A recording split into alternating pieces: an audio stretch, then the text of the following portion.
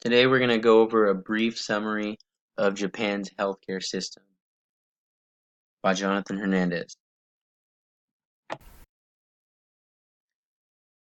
Let's start off with the history of healthcare in Japan. In 1922, they established the Health Insurance Act. This act provided health insurance to employees with certain levels of income. Following that, in 1938, they established the National Health Insurance Act. This established national health insurance, the NHI, for resident-based insurance program for farmers, self-employed, the retired, and non-employed. These were administered by the municipal governments on a voluntary basis. In 1961, universal health care was achieved. This established a high-cost medical expense system and also co-payment rates which differ depending on income. 1963, they established the Social Welfare Act for the elderly. This act established special elderly care homes. In 1972, the Act on Social Welfare for Elderly was amended and made care free for nearly everyone over the age of 70, and also reduced co-payments within the NHI for other enrollees. In 1982, Public Aid for the Age Act was established, and this retracted free care for those over the age of 70, which also imposed a small copay for them. In 2000, partial revision of the Health Insurance Act, which eliminated out-of-pocket expenses for medicine related to the elderly. 2006, Healthcare Reform Act.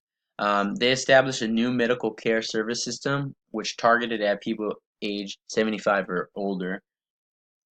2012, the National Health Insurance Act was amended, and this transferred the financial administration of the NHI programs from municipal level to the prefectural level. In 2018, prefectural unitization of the NHI. This transferred responsibility for fiscal management of the NHI from municipal governments to the prefectural governments. Coverage and choice. So all residents of Japan are required to maintain some form of health insurance. Residents may choose from the employer coverage, private insurance, or the universal statutory health insurance system.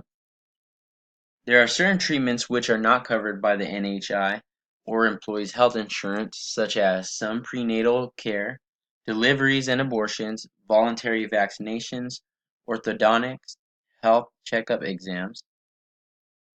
Due to this, some citizens choose to elect private insurance to fund those specific medical treatments. Access to care, uneven distribution of healthcare personnel. Cities are sometimes favored more than rural areas, creating unfair access to care. That's one of the problems that Japan faces. So the coverage by the universal health insurance system, they provide primary care, specialty care, mental health, some approved prescriptions, home care services, hospice care, most dental care, and corrective lenses for children under the age of 9. Patients are not required to register with any specific practice, and the government encouraged patients to choose their preferred doctors. Patients are allowed to choose and drop in at any clinic except those that require reservations. Cost. Approximately 87% of healthcare expenditures are funded by public sources. Roughly 12% of these expenditures are patient contributed. Medical fees are government regulated and set every 2 years, and they're negotiated by the health ministry and the physicians. And patients are responsible for 30% of health costs, while the government is taking the other 70%. However, depending on the income and age of the patient, their responsibility could range from 10 to 30%. The quality of care in Japan. So Japan's healthcare system is ranked 10th overall in the world by the World Health Organization. Um, People in Japan have the longest life expectancy at birth of those in any other country in the world. Physicians are required to obtain a license by national examination, but they are not required to obtain revalidation. And the public performance reporting is not required and is conducted voluntarily.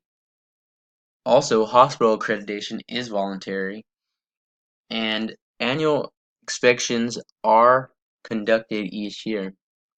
Overall, the healthcare system in Japan seemed great and works for that country.